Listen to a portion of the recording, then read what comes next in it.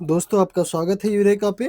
यह video NCERT class 12th के political science की पुस्तक के चैप्टर 7th से लिया गया है और इस चैप्टर का नाम है क्षेत्रीय आकांक्षा। और इस वीडियो के माध्यम से हम असम में चलाए गए बाहरी लोगों के खिलाफ जो मूवमेंट था इस चीज़ के बारे में अध्ययन करेंगे नोट्स के माध्यम से। और दोस्तों उम्मीद है कि आप वीडियो में एंड तक बने रहेंगे और साथ ही साथ हम देखेंगे असम समझौते के बारे में भी इस वीडियो में। तो दोस्तों आइए नोट्स के माध्यम से हम असम में चलाए गए आंदोलन से संबंधित जानकारी को प्राप्त करते हैं।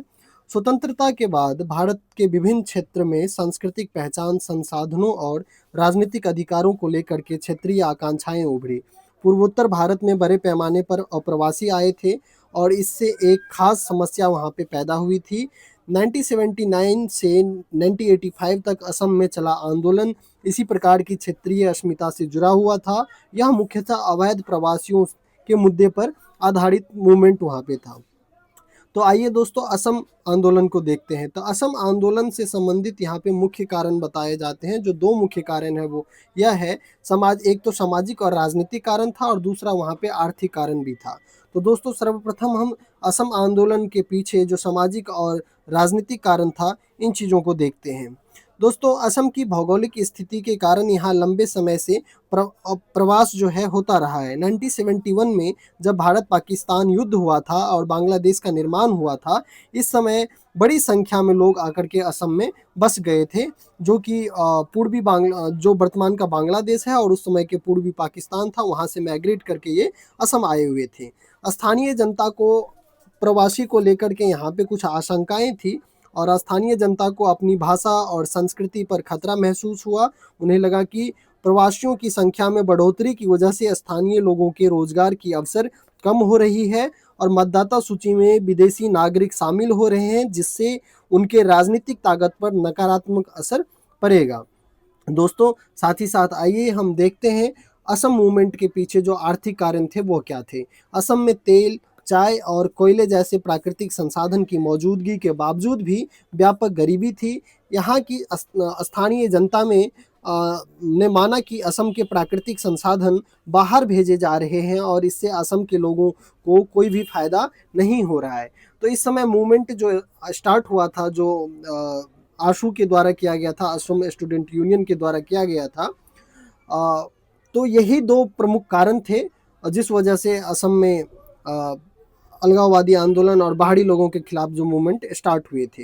तो दोस्तों आइए अब हम आंदोलन के नेतृत्व से संबंधित जानकारी को देखते हैं कि यह आंदोलन किस प्रकार से चलाया गया और किसके नेतृत्व में चलाया गया। 1979 में ऑल असम स्टूडेंट यूनियन आसू ने विदेशियों के विरोध में एक आंदोलन आरंभ किया। दोस्तों इसे हम आशू के नाम से ही पढ़ते हैं, जिसे कि फुल फॉर्म है ऑल असम स्टूडेंट यूनियन, आप इसका नाम याद रखेंगे। आसू एक छात्र संगठन था, इसका जुड़ाव किसी भी राजनीतिक दल से नहीं था जब ये आंदोलन आरंभ किया गया था। तो अब हम देखते हैं आंदोलनकर्ता की मुख्य मांगे क्या थी।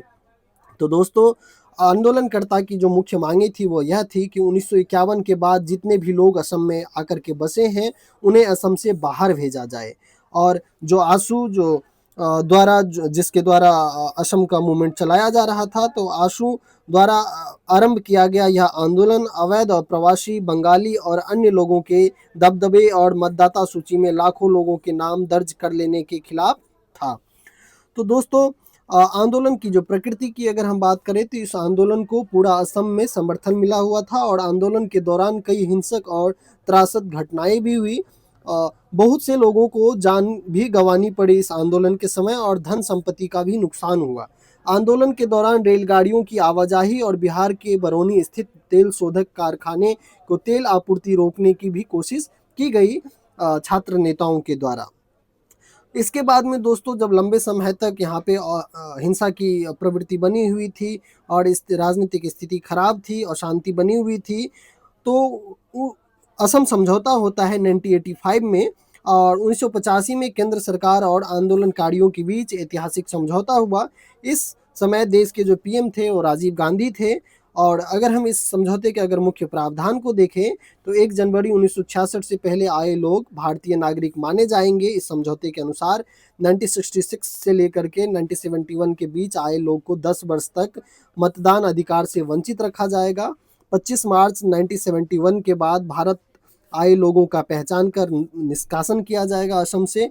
और इस समझौते के बाद जो आशु ने के जो नेतृत्वकर्ता थे, इन्होंने मिलकर के असम गण परिषद नाम की राजनीतिक पार्टी की स्थापना की 1985 में, और इस साल राज्य में इसी पार्टी के नेतृत्व में सरकार बनी।